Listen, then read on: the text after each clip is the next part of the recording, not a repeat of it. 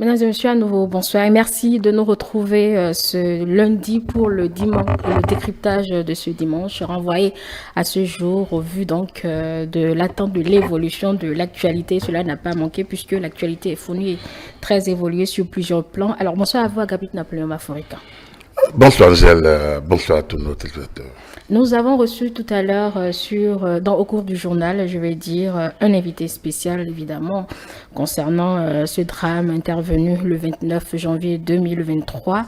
Alors l'invité qui vient de cette association qui a été mise en place au lendemain de l'incident a quelque peu déploré le comportement de la compagnie de voyage.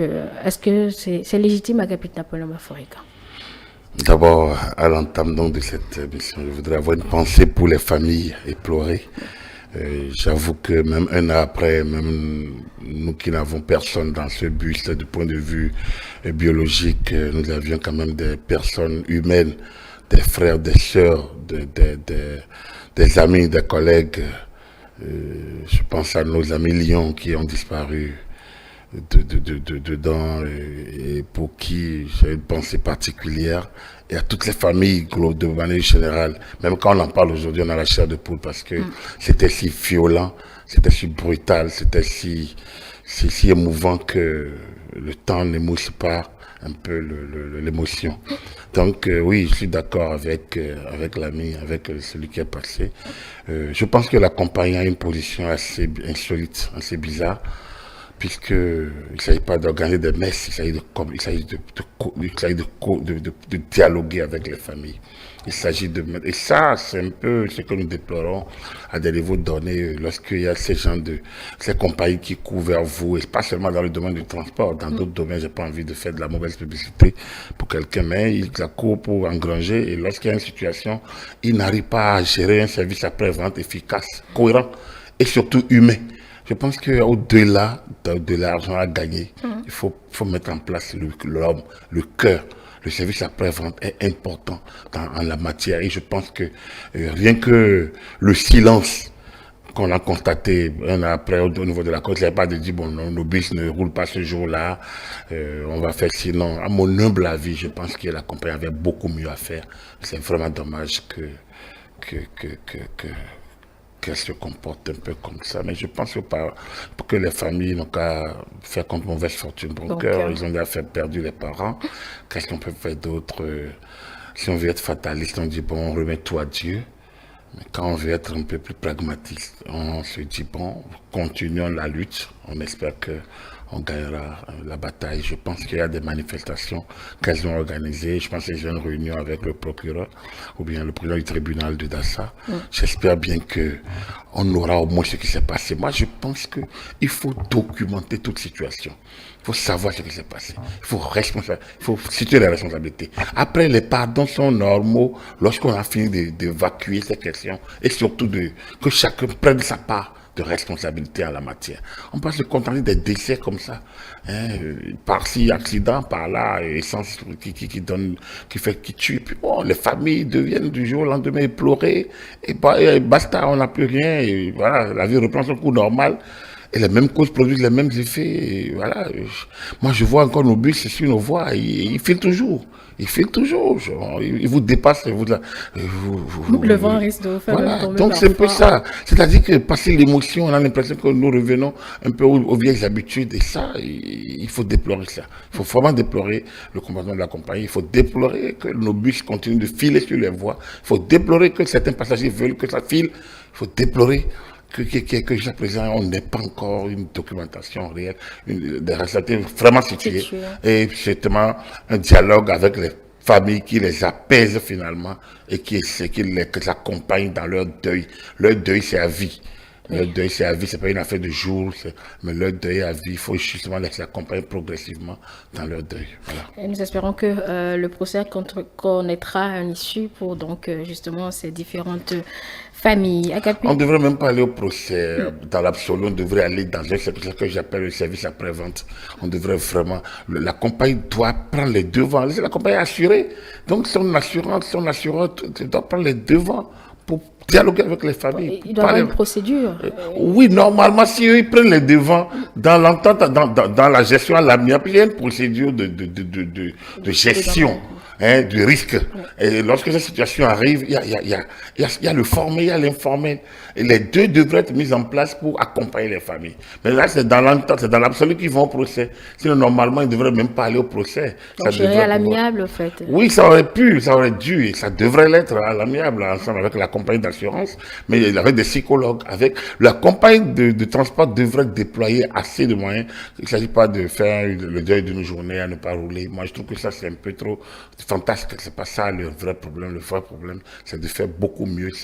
C'est d'accompagner les familles et c'est de s'assurer qu'ils n'ont plus rien à se reprocher. N'avoir rien à se reprocher, c'est documenter la situation, réunir les gens pour dire ce qui s'est passé et concrètement prendre sa part de la responsabilité et assumer. Je n'ai pas l'impression que quelqu'un assume cette affaire et c'est dommage. Voilà, nous allons revenir donc, comme je le disais, aux actualités de ces derniers jours. On commence par celle de la sous-région. Agapit Napoléon Baforican, les régimes militaires au pouvoir au Burkina Faso, Mali et au Niger ont décidé de se retirer, avec effet immédiat évidemment de la communauté économique ouest, de l'Afrique de l'Ouest.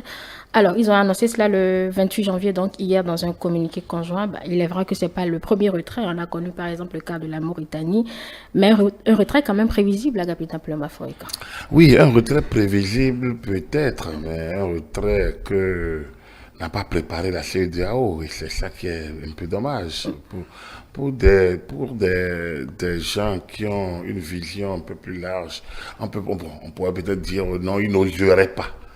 Mais l'environnement a tellement évolué aujourd'hui que oui, c'est un départ prévisible. Déjà avec la création de leur alliance des États du Sahel. Oui, on pourrait se dire que c'est pour faire pression sur la CEDEAO. Donc, les voies quittées, je pense qu'ils sont allés vraiment plus loin. Oui, ils sont allés plus loin. Et quand on lit quelque peu les causes évoquées, il parle de la CEDEAO qui s'est éloignée des idéaux de ses pères fondateurs et du panafricanisme. Alors, si on pense justement cet aspect-là, Agapit Napoléon Baforican, est-ce qu'ils ont raison ou tort? Écoutez, on ne peut pas leur donner tort. On ne peut pas leur donner tort. C'est-à-dire qu'en réalité, le verre dans le fruit. Et ce verre dans le fruit, c'est depuis 90. C'est le vent de démocratisation.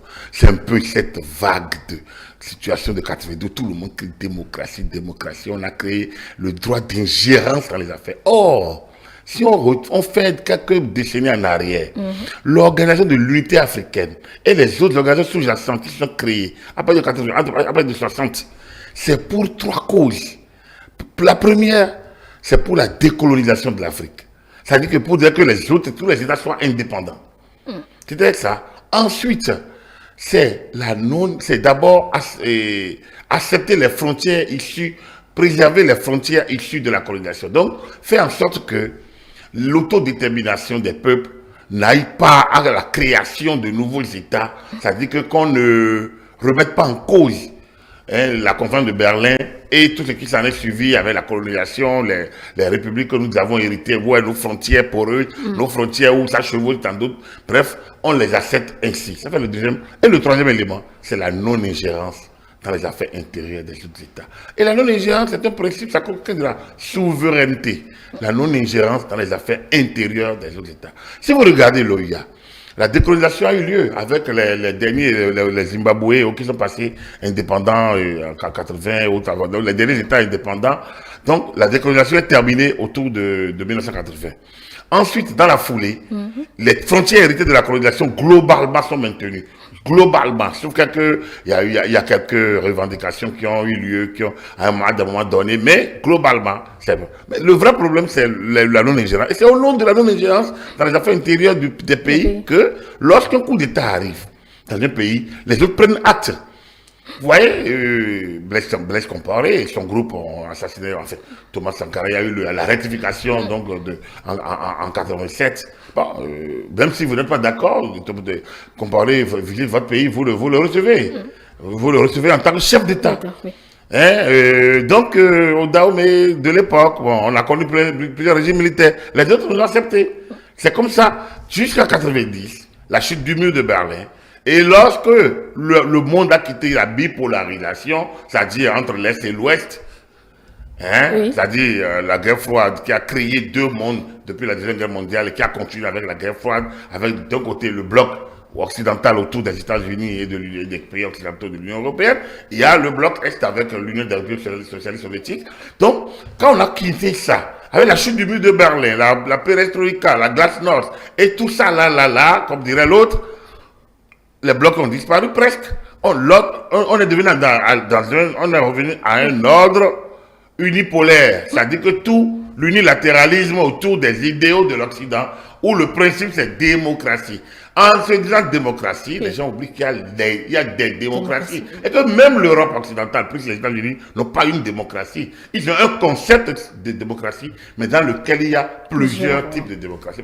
Ils ont imposé aux États africains la démocratie prête à porter, que nous avons pris à cœur joie, en allant, vous connaissez la colonne couvrée, donc en chantant démocratie, démocratie, démocratie. Et les gens le savent parce qu'on met dans cette démocratie. Mais quand vous regardez le Niger, 2 ou 3 5 ans après, il y a déjà eu le premier coup d'État. Ainsi de suite. Donc, les pays qui sont habitués à un certain nombre de systèmes sont passés sur la cour démocratique. Ça a bien passé, ça s'est bien passé dans le cas. Mais ça ne va pas. Donc, si on ne revient pas sur toute cette situation, on ne comprendrait pas la frustration de certains États qui voient d'autres se mêler de leurs affaires. La CEDEAO qui est créée en 1975, le principe c'est une communauté économique pour le développement. Donc nous sommes dans 2 ou 3 choses. La libre circulation des personnes et des biens. C'était ça. Aller vers l'union économique. Le mois. Et plus tard, on a engrangé l'union monétaire. L'union économique, ça suppose que un certain nombre de conditions soient réunies. L'union monétaire exige plus de discipline. Et la CEDEAO, créée plus tôt, avant la CEDEAO, a disparu, mais a laissé l'UEMOA. Et donc, la CEDEAO, qui est le grand ensemble qui comprend 3 cultures démocratiques, les anglophones, autour du Grand Nigeria, les francophones, autour donc de la Côte d'Ivoire et du Sénégal, et les lusophones, Cap-Vert, Guinée-Bissau. Donc, la CEDEAO a perdu la Mauritanie il y a quelques années. Donc, de 16 États, on est passé à 15 États. Mais la CEDEAO a fonctionné. Mais dès les années 2000, dès qu'on a fini avec dans les années 2000, quand il faut passer maintenant à l'union économique, il y a l'union monétaire, nous tâtonnons. Parce que sur les 15 États, il y a 8 qui appliquent déjà le franc CFA. Il reste seulement 4 et 5. Et les 5, chacun a sa monnaie. Donc, créer la deuxième zone monétaire, c'était d'abord la ZMAO. Donc, créer la ZMAO les échéances n'ont pas été respectées. Ça, c'est déjà, montre déjà la faiblesse de l'organisation. La deuxième faiblesse, c'est que, avec la situation au Libéria, au début des années 90, la CEDEAO, avec l'écomog dont le Babangida, le régime nigérian autour du général Babangida, a été l'instigateur. Le Nigeria, en exercice de la CEDEAO, a pris sur lui de gérer la crise libérienne en envoyant des militaires sous couvert de la CEDEAO. Parce qu'il y avait des instruments qui pouvaient être exploités par là. Donc, dès lors, la CEDEAO s'est retrouvée des qualités d'intervention. En 1993 à Cotonou, le protocole a été amendé. Le traité de la CEDEAO de 1975 a été amendé et a créé une ouverture politique en estimant que l'intégration économique ne peut aboutir que s'il y a stabilité politique. Et voilà le penchant politique de la CEDEAO. Ça devrait être une organisation purement économique. Mais de sa lecture, a estimé que l'environnement politique ne peut et influence fortement le développement économique.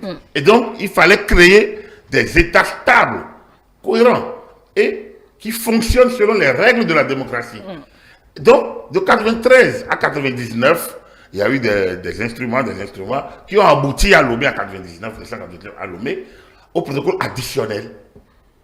D'abord au protocole d'abord. Le protocole sur la gouvernance, la démocratie. Donc, il y a le protocole qui ont été accompagnés par les protocoles additionnel de Dakar en 2001. Quand vous faites le point, vous vous rendez compte que de 93 à Cotonou, à 99 à Lomé, en 2001 ou 2001-2003 à Dakar, on s'est doté, la CEDEAO s'est dotée des instruments politiques pour intervenir dans les affaires intérieures des États. Et tous les États ont été parties prenantes. Justement, ont signé. Donc les États nigériens, avec Séné Kounché, puis Ali Saïbou, puis tous les autres qui ont suivi.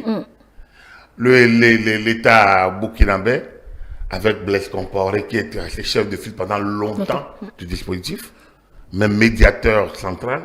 L'État malien, avec Alpha Ouma Konaré, et puis après avec Amadou Toumani Touré. L'État togolais, il faut revenir là-dessus, parce que l'autre problème est par là, avec le général Yassine Yadema, qui était le président qui a accueilli le sommet de 99. Alors, je fais ce point, parce qu'aujourd'hui, quand on fait le grief à la CEDEAO, ces États-là ont été partie prenante. Certes, mais l'environnement est différent aujourd'hui. Bien, l'environnement a évolué, merci de me relancer. Justement, donc ces États ont été partie prenante tous. Mais il faut que l'environnement de 90 n'est plus celle de 2000. Celui de 2020-2023.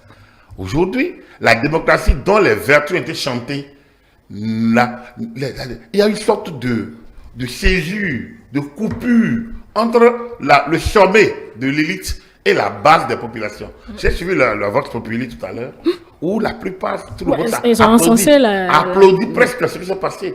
Mais j'ai entendu ma collègue Rachida, qui dit, mais ils ne connaissent pas les conséquences. En réalité, ils s'en foutent des conséquences. Ils n'y pensent pas. Ils estiment que la CEDEAO est un goulot, est un appareil lourd. Ce qui n'est pas faux, c'est un appareil lourd, un peu trop lourd. Sinon, on ne devrait pas en arriver là. Une organisation comme ça doit avoir des leviers de veille. La veille stratégique, l'analyse stratégique, la vision prospective. Ne peut pas tomber là. On a beau défendre la démocratie, mais on ne peut pas prendre des décisions qu'on est capable d'assumer. Lorsqu'on a laissé le régime nigérien former son gouvernement, on ne peut plus dire qu'on contrôle quoi que ce soit. Et un gouvernement de fait dans un État est un gouvernement. La CEDEAO n'a pas le pouvoir d'aller déloger un gouvernement sous prétexte de quoi que ce soit, alors qu'elle avait la main. Donc quand elle a dit oui, d'accord, il faut remettre, on vous a donné une semaine, elle aurait dû agir. Elle n'a pas les moyens de son action. C'est quand même délicat. Lorsqu'on n'a pas les moyens, écoutez, quand vous n'avez pas les moyens, je l'ai dit ici, bien sûr, si vous n'avez pas les moyens de votre politique, utilisez les politiques de votre moyen. C'est-à-dire qu'une organisation du genre fragilise déjà pas les coups d'État des années 2000, avec les phénomènes d'Addis Camara, coup d'État opportuniste, non, coup d'État, on avait dit ça à l'époque dans les années 2000. C'est des coups d'État heureux, des coups d'État attendus, des coups d'État nécessaires. Dès qu'on a commencé par trouver des coups d'État nécessaires, des coups d'État heureux, des coups d'État, là, on a ouvert la brèche. Et donc, on a connu le coup d'État de Awa Sango au Mali. Entre Yahi Boni, président de la CEDEAO, le président de l'Union africaine, et Ouattara, président de la CEDEAO, ils n'ont pas parlé de la même langue. Yahi Boni a été ferme contre les putschistes du Mali. La CEDEAO a été condescendant et a tenté de gérer. C'est déjà deux approches contradictoires, peut-être complémentaires, mais ça a laissé une trace. Après les Sarongo, on est passé au régime civil Ibeka et on retombe dans les mains des militaires. Dans les mains des militaires. Alors, quelles sont les causes sous-jacentes? On va au Burkina, même chose, même beaucoup d'États. On va au Niger, qui a pris une habitude tous les 5 ans, tous les 10 ans. Faire des coups d'État. On devrait l'analyser, on devrait discuter. Mais quand Tinubu arrive et a un langage aussi direct, bon, c'est quand même chose. C'est le président de l'ONG6. L'organisation s'est dotée d'instruments pour agir. Il fallait condamner, il fallait, bon, ils ont sorti, ils ont voulu faire peut-être plus pour pouvoir décourager. Mais quelle était la question? Et c'est là que les structures de veille auraient pu fonctionner. On aurait pu faire des rapports sur les gens. Vous dites, d'accord, vous allez dans le bon sens sans doute. Mais quelles sont les moyens de votre politique. De quoi le moyen? Voilà. Quand vous avez vu les gens, au lieu de dénoncer ce régime dans ces pays-là, on marchait pour les soutenir. On peut dire que bon, le lendemain, si un contre-coup d'État arrive, les gens vont encore marcher. Mais c'est vrai que le contre-coup d'État n'arrive pas. Quand c'est comme ça, c'est quand même le dernier cas en date, c'est Niger. C'est depuis le 26 juillet. Ça fait déjà 6 mois. Mais l'organisation ne devrait pas rester là où elle est. Donc, au lieu d'être offensive, aussi bien dans la menace que dans la coercition, que dans la gestion stratégique, et donc, l'organisation, on ne l'a plus trouvée. On a vu plutôt des situations comme le Togo, qui a récupéré en bilatéral le dossier. Et donc, l'a géré contre l'avis de la CEDEAO. De la CEDEAO, oui. Alors, donc, c'est comme ça, vous devez aussi analyser et faire le point. Il ne s'agit pas de condamner le Togo, il s'agit de comprendre alors pourquoi le Togo est allé gérer comme ça. Et donc, si vous n'avez pas, si une organisation n'arrive pas à faire preuve de temps, d'habileté dans le maniement des instruments, alors qu'elle en face un des États souverains, ça pose des problèmes. L'Union européenne gère ses relations avec ses membres de manière délicate. Mais parfois, les États dépassent les seuils attendus. Parfois. Mais l'Union européenne les rappelle alors, d'accord, mais ça, c'est bien que il y a les instruments sur lesquels elle peut agir, mais pas tout. Donc, c'est dire que la situation aujourd'hui, la CEDEAO porte l'entière responsabilité. Pas parce qu'elle n'a pas les moyens, elle a les instruments, mais elle les a mal utilisés. Donc le management, je pense que la commission de la CEDEAO, dans d'autres pays, aurait démissionné tranquillement. La commission n'a pas été à la hauteur. Les cadres qui sont à Abuja ont manqué à leur responsabilité. Les commissaires, je dis d'abord, parce que c'est eux les exécutifs. C'est eux qui auraient dû monter au créneau pour dire attention, c'est vrai, on a eu la position de principe. Mais on devrait. Moi, j'ai regardé la dernière mission ratée. Mais quand même, en tout cas, écoutez, qu'on ne me dise quand même pas que la vie est tombée à panne. Mais non, ça pose un problème. Ça pose un problème. Déjà, une relation délicate avec le pays. Maintenant, vous dites la vie est tombée à panne. Alors, c'est à la limite, bon, vous ne vous exigez rien. Vous irez quand ça vous plaira. Mais ce pays-là aussi. Bon, ça peut être aussi stratégique, un capitaine Napoléon africain. Peut-être à leur désavantage, mais ça peut être stratégique. Qu'est-ce qui est stratégique? Leur option, l'option de peut-être rester léthargique et voir évoluer la situation. Donc, voilà là où on est arrivé. Une mauvaise stratégie peut-être, devant laquelle ils sont, un capitaine Napoléon africain, mais ils vont peut-être faire les frais aujourd'hui et décider, puisque la CEDEAO elle est ouverte à la négociation. Non, c'est fini, il n'y a pas de négociation. Là où vous êtes là où ils en sont. Parce que n'oubliez pas qu'il y a plusieurs guerres qui se font. N'oubliez pas qu'on s'en prend à la France. Moi, je suis de ceux qui sont de l'avis que les gens s'attaquent inutilement à la France. C'est à eux de développer à l'interne le civisme, le patriotisme, l'engagement citoyen et de savoir que c'est son pays par-delà tout. La France gère ses intérêts. Mais comment nous gérons nos intérêts ici? Moi, je ne vais pas m'en prendre à la France. Mais les gens s'en prennent à la France. Oui. La France est responsable de tous les torts. Donc, du coup, la Russie, d'autres puissances, comme la Russie et la Turquie, s'infiltrent dans le système. Donc, du coup, les gens se disent, on a d'autres partenaires qui ne nous exigent pas de démocratie, qui ne nous exigent pas, je ne sais pas si... Mais ils vont exiger. Attendez, donc pour le moment, ils finiront par exiger. Bon, je sais déjà comment... donc, du coup, ce n'est pas leur priorité. Donc, on regarde au-delà même des situations internes à la CEDEAO, il se fait que ces États-là en veulent. Et là où ces États ont quand même de gré en moudre, c'est que ces 3 États qui sont enclavés parmi les 15, c'est les 3 enclavés. Et ces États enclavés ont en maille partie avec la sécurité, le terrorisme. Quelle réponse la CEDEAO leur a donnée? En fait, ils ont vraiment des éléments. Des arguments infaillibles, en fait. Et le fait que ces régimes soient militaires, premier coup d'État, on n'a pas pu réussir. Deuxième, on n'a pas pu réussir. Je pense qu'on doit se poser la question de savoir, mais concrètement, est-ce qu'on dispose d'instruments? Si on ne dispose pas, il fallait réfléchir. C'est pour ça que je dis que c'est l'échec de la veille stratégique. L'organisation a de bonnes intentions. L'organisation a eu une bonne progression globalement. Mais il y a l'échec de la veille. Ça, la veille, c'est les cadres. C'est les cadres. Si une organisation comme celle de la CEDEAO n'a pas une structure de veille efficace, qui remonte des rapports au chef d'État, et parfois les ébruite, les font fuiter pour mettre pression sur les chefs d'État, c'est que ce n'est pas une organisation qui peut fonctionner politiquement ou économiquement. C'est ça, c'est le rôle de l'information et de l'intelligence. Voilà. Et le cas guinéen Agapit Nampeloma Africa, justement, le cas guinéen montre un peu le principe presque de 2 poids 2 mesures. Parce que justement, en Guinée, ça coule tranquillement. On n'a pas l'impression que la Guinée a un problème avec quelqu'un. Et pourtant, c'est un régime aussi issu d'un coup d'État. C'est un peu ça qui fait un peu réfléchir en tout. En disant, le chef d'État, Patrice Talon, disait que bon, voilà, c'était le cas des derniers candidats. Et l'organisation a dit, bon, trop, c'est trop, on a pris. Oui, là, c'est le principe. Mais après, avec le temps, il faut analyser les paramètres. Lorsque on a dit, les forces sont prêtes, sont mobilisées, on peut intervenir à tout moment. Lorsqu'on a vu qu'on ne peut pas, il faut changer la communication. Au Bénin, on a changé la communication. Mais on est dans un ensemble sous-régional dans lequel la communication n'a pas été clairement changée. Et si ça l'avait été, la mission, c'est-à-dire qu'on devrait communiquer avant que les Nigériens ne sortent. Que c'est quand même le premier ministre nigérien qui a fait ça sortir, le son a circulé partout. Donc, dans cette guerre de communication, de guerre de positionnement stratégique, le Niger a pris le pas sur toute la CEDEAO. Et donc, entraîné par le Mali et le Burkina, ou bien entouré de Mali et de Burkina, le Niger a déstabilisé la CEDEAO. C'est pas possible, c'est pas normal. Il y a faillite quelque part. Et ça, c'est des cadres. Ça, j'ai regardé tout à l'heure, j'ai vu représentation de la CEDEAO, mais finalement, est-ce que c'est pas quelque chose réellement? Parce qu'il faut bien qu'ils servent. Il faut bien qu'ils servent.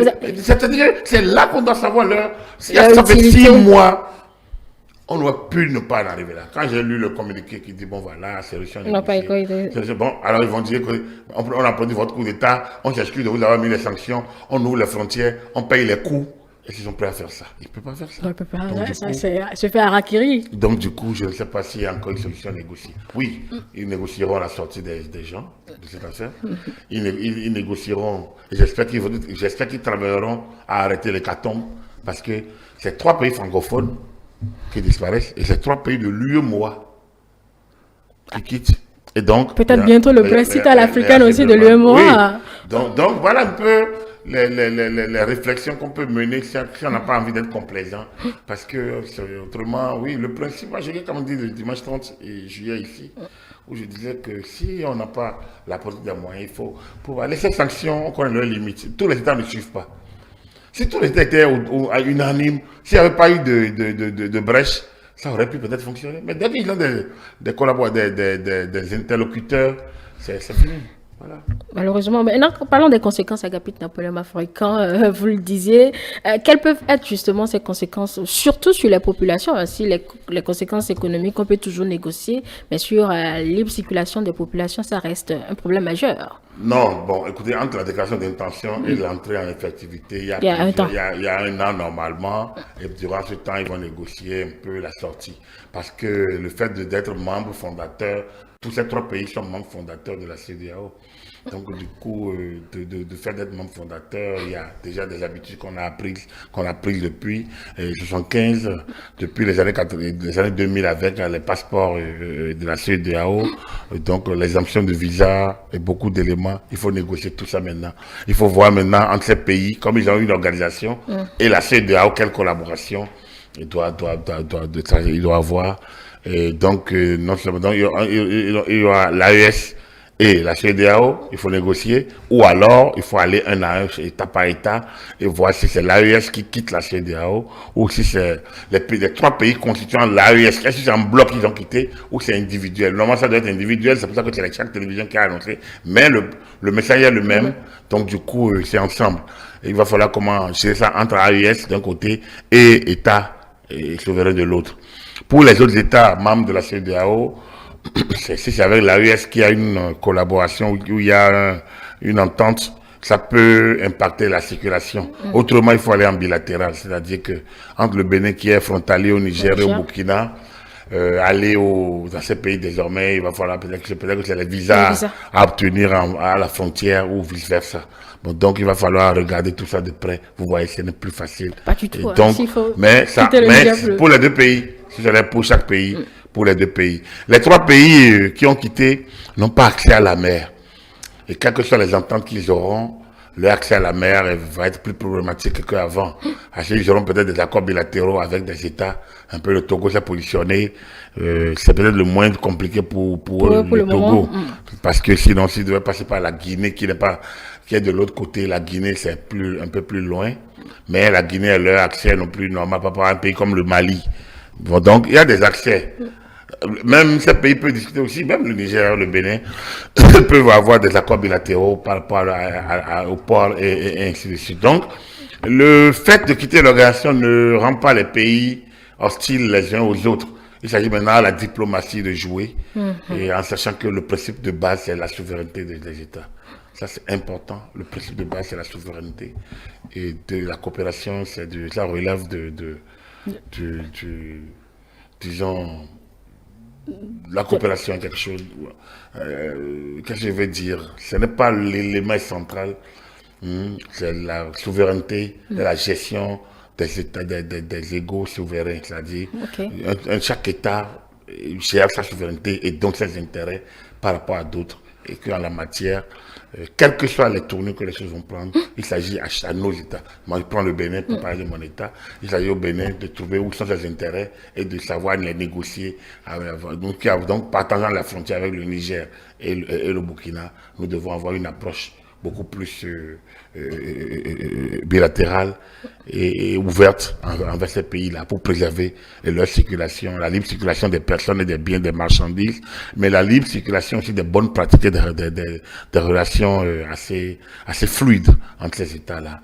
C'est peut-être ce qui reste à faire. Ouais. Je vois un peu le schéma quelque peu complexe, surtout pour les familles qui sont frontalières. Certains ont l'habitude de dire que d'autres ont leur chambre à coucher au Niger et leur salon au Bénin. Je m'imagine bien dans un concert où il faut avoir un visa peut-être. Je dis c'est un scénario pour pouvoir entrer dans l'un ou l'autre des territoires. Ça reste une situation complexe. Oui, c'est vrai que c'est complexe. Mais vous savez, tout se gère et il n'y a pas de souci. Peut-être que ça leur permettra aussi de se rendre compte que ce n'est pas si facile que ça. Parce que bon, il parle de la tutelle française, mais en quittant la tutelle française pour la tutelle russe ou la tutelle turque ou la tutelle je ne sais pas quoi, est-ce que c'est meilleur? Même en quittant la tutelle française pour une tutelle africaine, est-ce que c'est meilleur? Je ne sais pas. Donc c'est à eux de voir. Donc oui, les champs sont ouverts. Je pense qu'il fallait bien que la CEDEAO fût éprouvée pour pouvoir je pense qu'elle devrait quitter sa zone de confort. L'organisation est bien bâtie, elle a une architecture cohérente. Mais il faut dire que dans la mise en œuvre de l'architecture, il y a tellement de failles, il y a tellement de lourdeur, il y a tellement à mon avis, de laxisme. Les gens sont dans leur confort douillet, ils ont l'impression que bon, rien ne peut les bouger. C'est peut-être ça qu'il faut bouger. C'est pour ça. Voilà, peut-être un dernier mot sur la question peut-être du franc CFA auquel ils vont finir par renoncer également à l'UEMOA, à Capitaine Napolema. On a déjà adopté l'éco et je pense que le Parlement béninois a autorisé la ratification donc, de l'accord. Donc, moi je pense que je me rends toujours dans une perspective plus globale en disant que bon voilà, le franc CFA va devenir bientôt une histoire de temps. On a connu les francs français. On a connu le Deutsche Mark, la livre, mais aujourd'hui, on parle de l'euro. Bon, donc, pourquoi ne pas aller à l'éco? Je pense qu'il n'y a pas de moment où nous sommes dans une telle dynamique. Je ne me lamente pas que quelqu'un quitte les francs CFA ou pas. Le seul problème, c'est que c'était tellement agréable donc de débarquer dans 8 pays avec la même monnaie. Bon, si on devrait aller dans 15 pays avec l'éco, ça aurait été encore meilleur. Mais bon, maintenant, si à chaque frontière, il faut changer les billets pour entrer au Burkina, changer de billet pour entrer au Mali, changer de billet. Bon, on verra. Moi, je pense qu'il ne faut pas se lamenter. Vous savez, lorsque les gens parlaient de l'Europe de 92, c'est-à-dire le marché commun, tout le monde en avait tellement peur. Tellement peur. L'inconnu. Et pourtant, l'inconnu fait toujours peur. Oui, l'inconnu. Voilà. Donc, aujourd'hui, on a fait 92. De 92 à aujourd'hui. Mais quand même, ça fait combien? 92 à aujourd'hui. Ça fait 32 ans. Ça fait 32 ans. Et pourtant, ça fonctionne. On est passé de marché commun, on est passé à la monnaie commune, on est passé à Schengen, on est passé Alors donc, non, il n'y a pas de souci. Je pense que ça va y aller. L'essentiel est quoi? L'essentiel, c'est que on sache qu'on ne peut pas agir contre les intérêts des populations. Vous savez quoi? Là, c'est comme la démocratie dont nous parlons, tout ça là. Le principe est normal, est bien. Comme je vous l'ai dit, la CEDEAO, c'est une belle architecture, c'est bien bâti, les instruments sont là. Vous voyez, la CEDEAO des peuples, C'est cela qu'on devrait avoir à l'horizon, je ne sais pas, 2015 ou combien, normalement. Hein, la CEDEAO des peuples. Parce qu'on s'est dit, la CEDEAO des États a vécu, il fallait aller à la CEDEAO des peuples. Alors, mais est-ce qu'on a le bénin des peuples? Hein? Non, c'est ça le problème. Est-ce qu'on a le bénin des peuples? Parce que les populations, à la base, au nom de qui on parle, et dont le peuple, dont certains pensent. Mais parfois, quand vous les écoutez, vous avez l'impression qu'ils sont totalement en déphasage avec la réalité. Tout le monde dit ma constitution, tout le monde dit la démocratie, mais est-ce que les gens connaissent le contenu? J'ai l'impression qu'il y a une sorte de moi qui ai grandi, je le dis toujours, sous un régime où il y a la mobilisation, elle est de la base vers le chemin vers la base. J'ai l'impression qu'il y a une coupure entre le peuple dont on parle et l'élite.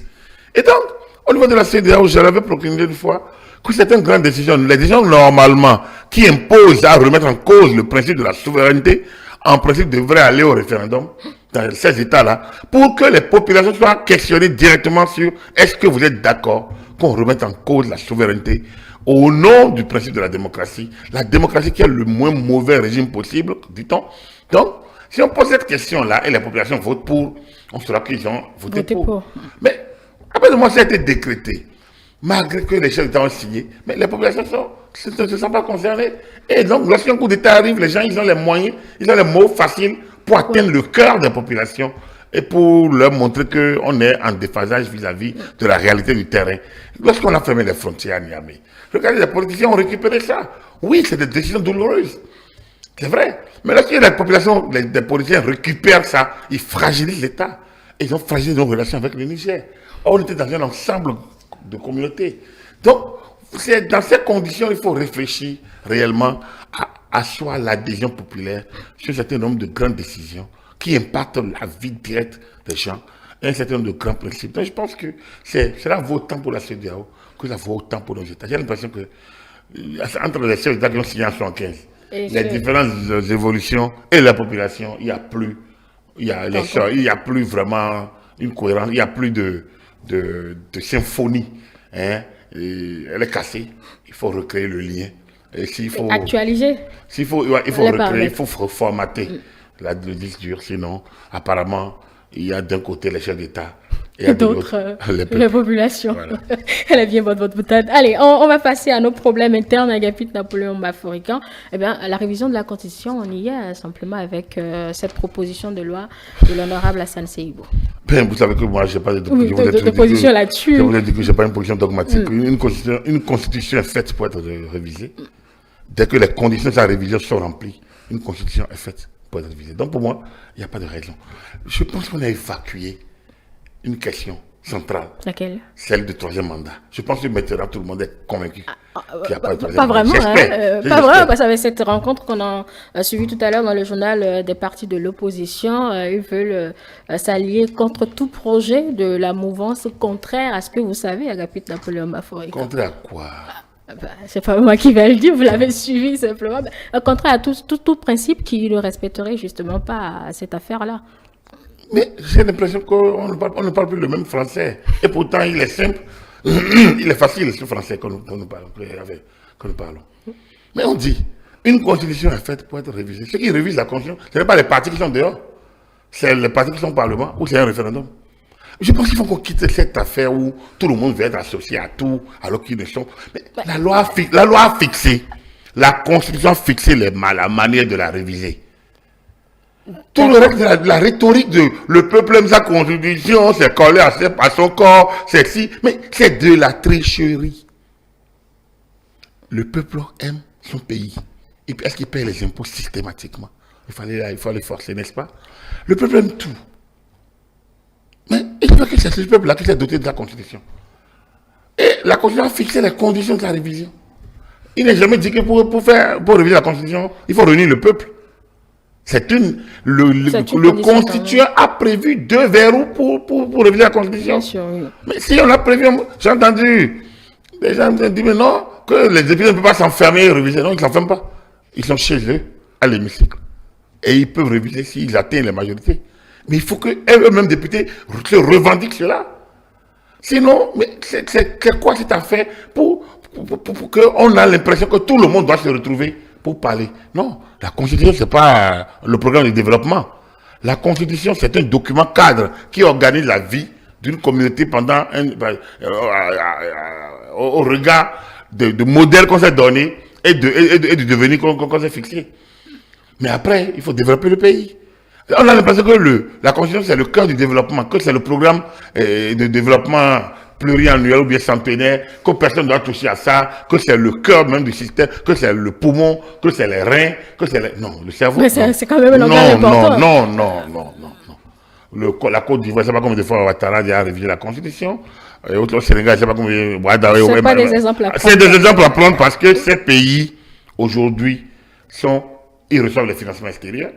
Il y a le développement des infrastructures. Les populations ne se plaignent pas absolument. Quand on fait le point, je dis, c'est quoi le modèle finalement, si c'est pas ça? Il n'y a pas un militaire de ces pays-là. Non, les gestions tournent. Il ne faut pas qu'on se leurre sur de la rhétorique nulle, je dis négative, la rhétorique qui fait reculer cette affaire de constitution, c'est les intérêts. C'est vrai, ceux qui sont au pouvoir aujourd'hui, certains ont dit, oui, il ne fallait pas toucher, on ne touche pas à la constitution. La constitution, c'est le peuple, là, il y a un affect entre le peuple. Oui, tout ça là, c'était peut-être dit qu'au moins, ils ne connaissaient pas réellement la gestion du pouvoir. Mais aujourd'hui, la question qui se posait, est-ce que quelqu'un, on dit, même les deux grands maîtres qui sont sortis, Robert Dossou et Théodore Olo, ils ont dit quoi? Ils ont fait recours aux fondamentaux. On peut réviser tant que les fondamentaux ne sont pas touchés. Le président Talon a dit, je ne touche pas aux fondamentaux. Le président Talon a dit... Il a même dit que ce n'est pas son projet. Le président Talon a dit, ouais, l'opposition a rendu compte. C'est Norenou qui l'a rendu compte.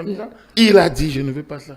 Il a dit, vous pouvez aller, mais moi, je ne suis pas demandé ici. Il a dit, je ne... Alors, quand on a entendu tout ça, de quoi se mêlent les autres? Mais ils sont partis, oui, d'accord, mais ils ne sont pas le peuple. Ils n'ont reçu aucun mandat. Donc, du coup, non, les partis qui ne sont pas au Parlement n'ont reçu aucun mandat.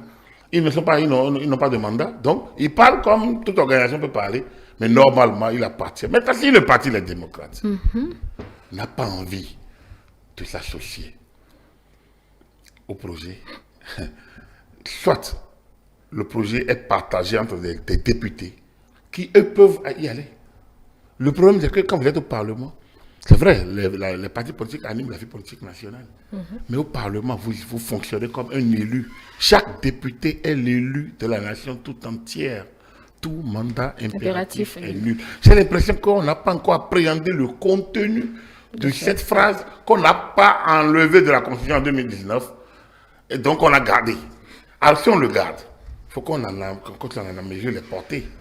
Le parti, quand vous êtes dans un groupe parlementaire qui vous donne des injonctions, vous pouvez dire au nom du peuple souverain que je représente, je ne vote pas pour ce que le parti a dit. On a vu, les députés aussi, voter le budget de l'État en expliquant pourquoi.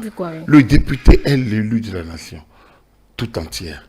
Tout mandat impératif est nul. Lorsqu'on a dit ça, je pense que la séance de ce lundi 29 avec les autres partis de l'opposition. Je pense que bon, soit le parti des démocrates a voulu se faire bonne conscience, soit a voulu chercher un prétexte. Et dans les deux cas, je pense qu'ils aviseront au Parlement. Dans l'absolu, ils ne sont pas tenus d'aller à une révision de la Constitution. J'ai dit dans l'absolu, je ne suis pas tenu d'aller à une révision de la Constitution. C'est vrai. Moi, j'ai dit, j'ai dit dans certains trucs de débat qu'en réalité, les partis, qu'il y a deux possibilités. Qu'il y a d'un côté, en réalité, d'un côté, ils peuvent réduire le délai de dépôt des dossiers. Oui. On le disait dimanche dernier. Donc, au lieu de 50 jours, si on réduit à 30 ou à 40, on aurait gagné le temps. Le temps, oui. Donc, on raccourcit le traitement des dossiers liés à la présidentielle. Donc, du coup, on ne touche plus. On ne touche plus. Mais on sait que où on allonge, on rallonge. En rallongeant, on sait que c'est les anciens, ceux qui sont là aujourd'hui. Si au lieu de 50 jours, on met ça à 70 jours. Si on met ça à 70 jours, ça veut dire que, ou à 90 jours, 3 mois avant les élections, l'élection présidentielle ayant lieu en avril, donc ça va être pratiquement début janvier. C'est d'ailleurs la proposition de l'honorable Hassan Seibou en janvier que cela se Non, Hassan Seibou demande qu'on mette la présidentielle avant. Donc c'est la deuxième option. Parce que là, la deuxième option touche à la Constitution.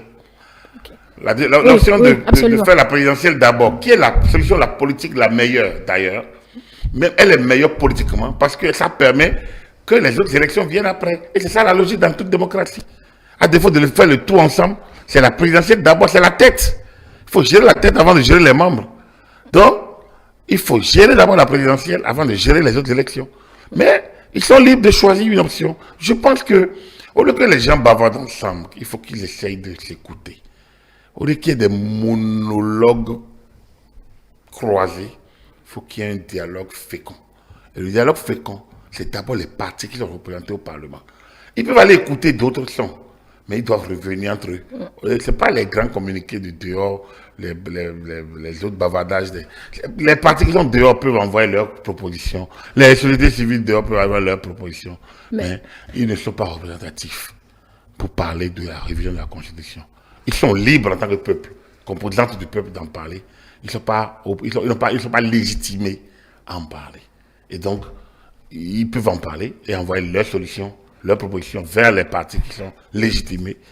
Et donc, ça va faire l'objet d'échanges et permettre aux députés élus de la nation de réfléchir sur comment aller et donner au peuple le modèle qu'il faut pour aller aux élections. La Cour constitutionnelle n'a pas parlé de la révision de la Constitution.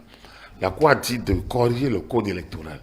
Donc, dans l'absolu, les députés ont à déférer aux injonctions de la Cour constitutionnelle en corrigeant le code électoral aux deux niveaux. Aux deux niveaux, pas plus. Mais s'ils veulent aller à la révision de la Constitution, il faut qu'ils aient les validations, donc les accréditations, c'est-à-dire les seuils de représentativité qu'il faut. Donc, du coup, à mon humble avis, la Constitution a réglé cette question elle-même. Personne, Patrick Talon ne demande pas un troisième mandat. Donc, du coup, qu'on ferme cette page de troisième mandat et qu'on réfléchisse de manière sainement. Voilà.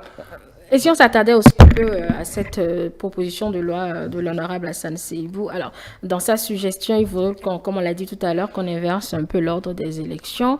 Déjà, il signe cette proposition tout seul. Est-ce que ça ne pose pas déjà un petit problème à Agapit Napoléon Maforican? L'idéal aurait été qu'elle fût signée par tout le groupe parlementaire, tout au moins. Ou bien même les deux groupes. Les deux groupes de la majorité présidentielle. Et encore, ça aurait été meilleur si c'était signé par tous les trois partis. Par tous les trois partis. Il n'y a pas de mouvance. Il y a trois partis au Parlement. Deux de la majorité. La majorité, j'allais dire alors. Et deux partis qui relèvent de la majorité présidentielle et un qui est de l'opposition. Donc, soit tout le groupe parlementaire BR signe, soit les partis de la majorité présidentielle au Parlement signent, soit les trois partis représentés au Parlement, en tout cas des députés des trois partis signés. Ça nous aurait donné une vue donc de ce que c'est plus consensuel. Mais s'ils ne signent pas, on verra le sort qui va être réservé. S'ils ne signent pas, on va voir s'il y aura d'autres propositions. S'ils ne signent pas, on verra si finalement l'option qui sera faite par le Parlement. Donc rien ne presse, on a encore le temps. Voilà. D'accord. Alors, on s'attarde aussi à dire que cette proposition veut allonger le mandat des députés. Personne ne s'occupe du mandat du président qui est réduit à Agapit Napoléon Maforican. Ça jase quand même. Non, vous savez. En réalité, c'est ça que je vous dis. Ça dit qu'on s'attaque sur les effectifs. Mais ça va allonger le mandat des députés de combien de jours? De combien de mois? De combien d'années? D'abord, ils sont élus sur un mandat réduit. La loi parlait de la Constitution parlait de 5 ans. Ils sont élus exceptionnellement sur 3 ans. Que leur mandat de 3 ans, qu'ils soient allongé d'une semaine, de 2 semaines, où est le problème? Leur mandat a été raccourci de 2 ans pour que nous allions aux élections générales. Aller aux élections générales impose des seuils, impose des sacrifices. Moi, j'entends les gens dire, bon, voilà, ils ont conduit le président Talon dans l'erreur, ils ont fait truc. Je dis, non, mais qui a conduit le président Talon dans l'erreur? Les textes qui ont été votés moi, je dis, les députés de la 8e législature n'ont pas du tout à rougir. Et si c'était à refaire, c'est logique qu'ils reprennent. Il fallait qu'on saute le verrou. Il fallait qu'on en arrive à tout ce que tout le monde réclame et que personne ne veut faire. Il fallait réduire les coûts des élections. Il fallait aller aux élections générales. Ils ont créé les conditions pour qu'on aille aux élections générales. Elle l'a assumé entièrement. Non, mais je le soutiens fortement. Je le soutiens franchement. Je le soutiens au-delà de Oden. Je soutiens toute la législature, la 8e. C'est grâce à eux. Après, on peut faire des réglages. C'est pas parce qu'il y a un réglage qu'il y a un problème. Hein? Les gens, rien n'est parfait dans le monde. Tout se joue. Tout se corrige. Donc, il y a des gens qui sont déjà procureurs, ils veulent lancer leur fatwa systématiquement parce que la tête de X ou de Y, eux, ils n'ont jamais trompé dans la vie. C'est ça le problème. Moi, je ne vois pas où est le problème là. Il n'y a même d'ailleurs pas de problème. C'est juste quelqu'un d'ajustement à faire. C'est l'histoire de 50 et 50. C'était des trucs tirés par les cheveux. 3 ans, 3 ans. Maintenant, on va lancer 3 ans, 3 ans. Oui. Il faut qu'on comprenne. Nous sommes dans une phase transitoire que les gens doivent comprendre. Et il faut qu'ils comprennent le mot transition. On est dans une phase on a tellement, on s'est vautré dans nos conforts habituels pendant des décennies. On a créé démocratie depuis 90. Personne ne connaît la démocratie. Personne ne respecte les principes de la démocratie. Nos élections sont toujours à minima, avec des revendications à ne pas en finir. On est toujours là à chanter la paix à chaque veille d'élection, la paix. Alors qu'à la veille d'élection, il faut chanter les projets de société. Il faut chanter ce que chacun veut faire pour changer le pays. Mais tout le monde est préoccupé par la paix, parce qu'à chaque élection, on a peur. Pourquoi? Il faut créer les conditions des élections tranquilles, des élections festives. Même si c'est une compétition. Regardez les matchs de football. C'est festif, non? Même si après le score fatal, c'est quand même festif. Il faut créer ces conditions. On peut être en compétition et gérer une belle ambiance. Alors donc, moi je pense qu'il faudrait qu'on quitte cette posture douillette qu'on a connue tout le temps, sans nous donner aucune pression, en disant que Dieu aime le Bénin, comme s'il y avait un endroit de cette terre que Dieu n'aimait pas. Non, tu aimes la Palestine. On doit le dire. Dieu aime toutes les créatures. Dieu aime toutes les créatures. Non, c'est pour dire que après, oui, il y a eu des personnages dans la Sainte Bible. Vous connaissez l'histoire de Job. Donc, du coup, vous ne pouvez pas dire tout n'est pas aussi linéaire qu'on puisse le penser. Et que chacun doit prendre sa part de responsabilité, sa part de croix et la porter. C'est ça le principe. Donc, à mon humble avis, qu'on aille avec la proposition d'Assane Seibou, je ne sais pas pourquoi il est allé seul, bon, qu'on aille avec d'autres types de propositions. L'essentiel, c'est de faire en sorte que nous ayons aux élections en 2026 et que pour une fois, ces élections générales soient de belles élections, qu'il y ait la bonne transition qu'il fallait. Sinon, on est en phase. Il faut que les gens sachent qu'on est en phase transitoire et que dans une phase transitoire, on gère beaucoup de réglages avant d'atterrir maintenant dans ce qui est formel et de conduire pendant longtemps. C'est parce qu'en 90, on ne s'est pas donné le temps de maîtriser les différents méandres de la transition qu'on a traîné avec plein de compromis et de compromissions qui aujourd'hui produisent les effets. Merci à vous, Agapito Napoléon Baforica. Peut-être que je vais vous poser cette question avant qu'on ne parte. Qui va gérer le contentieux si on mettait les législatives et les communales? Parce que ce n'est pas le même organe ou la même institution qui gère. Je ne sais pas si vous avez compris ma question. Non, déjà, les élections législatives et communales sont ensemble. Oui, mais donc du coup, c'est pas les mêmes institutions. Chacun gère son contentieux. Il n'y a pas de souci. Donc, ça dans l'organisation que tout doit être fait, parce que non, c'est les plus ailleurs. Ils ne sont pas dans l'organisation absolue, c'est des organes de contentieux. Pour la présidentielle, la Cour constitutionnelle est partie prenante puisqu'elle-même constate des irrégularités. Mais pour les législatives, elle n'est pas tenue.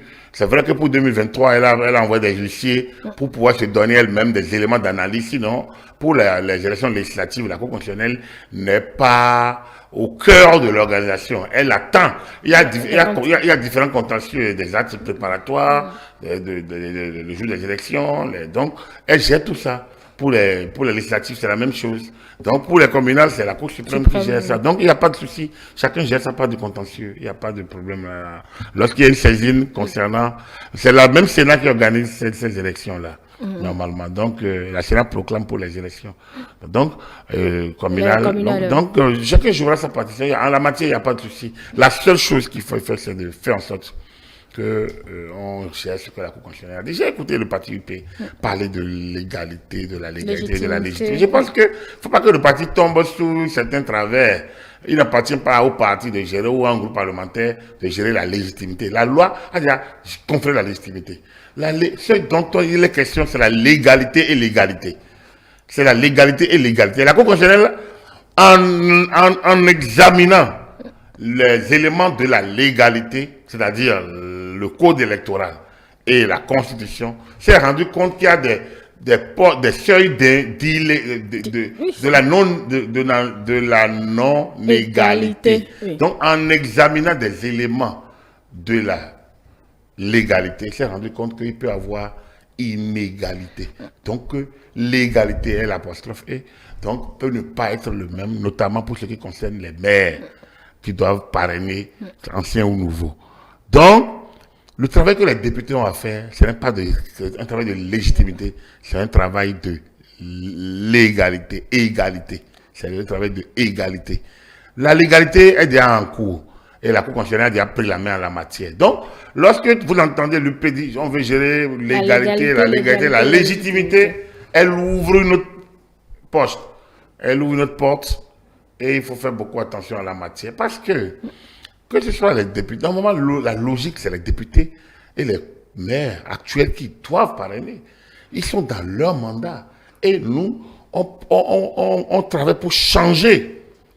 Le travail actuel, les élections générales, c'est pour changer, c'est avoir de nouvelles organisations. Si déjà, c'est les nouveaux de 2026 qui vont parrainer, ce n'est plus des élections générales, c'est comme si les uns passent avant les autres. Normalement, c'est ceux qui sont là, qui ont qualité. Et la Cour a dit d'ailleurs que c'est les députés de 2019, de 2023, qui parrainaient donc la 9e législature. S'il y en a ainsi, si les décisions de la Cour ne sont sorties d'aucun recours, revenir sur cette décision, c'est revenir sur l'autorité de la chose jugée. À mon humble avis, je pense qu'il ne faut pas qu'on embrouille davantage les citoyens. Il faut que nos intellectuels essayent d'analyser bien les formats avant de les sortir. Moi, dans le cas d'espèce, je ne suis pas législateur, je pense qu'il s'agit pour le député de faire en sorte que le principe de l'égalité, pour que l'élection soit sincère, il faut justement les critères de l'égalité, de la légalité. Pas entre autres. La légitimité. Non, la légitimité, c'est ça qui est le pouvoir déjà la sincérité. C'est-à-dire que la sincérité voudrait dire que le peuple souverain a mis son bulletin dans l'urne et que les résultats qui sont sortis sont conformes à son bulletin, à son pouvoir, à sa volonté. C'est ça. Et pour que ça soit effectif, il y a un certain nombre de conditions qui doivent être réunies. Les députés ne gèrent pas la légitimité. Ce n'est pas leur rôle. La légitimité est conférée de droit aux organes que la loi a créés et qui sont mis en place de manière cohérente en respect des lois en vigueur. Dans la durée du mandat, vous avez une certaine légitimité certaine pour fonctionner. Et donc, il faut savoir manipuler les termes. Nous, aujourd'hui, le travail demandé par la Cour constitutionnelle est un travail de légalité. L''E-G-A-L-I-T-E accent aigu. Voilà le travail qui est demandé. Le travail de la légalité, c'est dans le contrôle de la législation, donc de la légalité, des conditions de mise en œuvre de la légalité, qu'on a dit corriger à l'affaire de l'égalité. Légitimité, ça, c'est parce que ceux qui sont là sont légitimes jusqu'au soir de leur mandat. Or, à la date du dépôt des dossiers, ceux qui ont la légitimité, c'est ceux qui sont là actuellement. Après les manœuvres qu'on veut faire, si on renvoie les nouveaux venus pour qu'ils parrainent, je ne sais pas. Bon, donc, si on c'est les anciens, il faut qu'on analyse le concept. Aujourd'hui, plus proche de la légitimité, c'est ceux qui sont là aujourd'hui et non ceux qui vont venir en 2026. Merci à vous, Agapit Napoléon Mafroikan, pour ces analyses, mesdames et messieurs. Merci de nous avoir suivis. C'est fini pour le décryptage de ce lundi. Alors, vous pouvez le retrouver en nouvelle diffusion demain, également sur nos canaux digitaux, notre site internet, le www.etélébenin.com, notre page Facebook ETélé en direct, et également sur notre chaîne YouTube ETélé Bénin. N'oubliez pas de télécharger l'application, que ce soit sur iOS ou Android. Le nom, c'est ETélé Bénin. ETélé avec vous, pour vous.